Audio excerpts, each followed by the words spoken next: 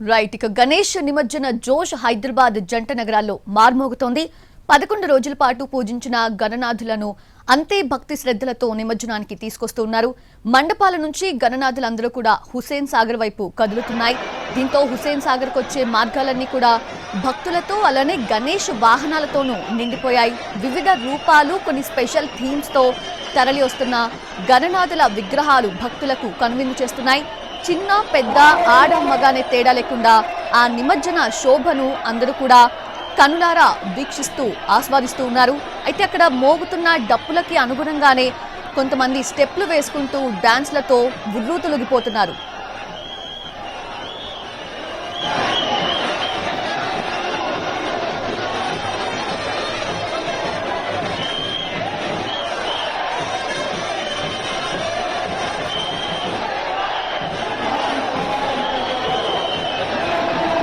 అధికారులు అనుకున్నట్టుగానే మధ్యాహ్నానికి ఖైరతాబాద్ గణేష్ నిమజ్జనం ముగియడంతో మిగతా గణనాథులు అందరూ కూడా హుసేన్ సాగర్ కి అలా తరలి వెళ్తూ ఉన్నారు. ఆపరేషన్ సింధూర్ లో కీలక పాత్ర పోషించిన S-400 యుద్ధ విమానాల థీమ్ తో ఏర్పాటు చేసిన గణనాథుడైతే అందరినీ ఆకట్టుకుంటున్నాడు.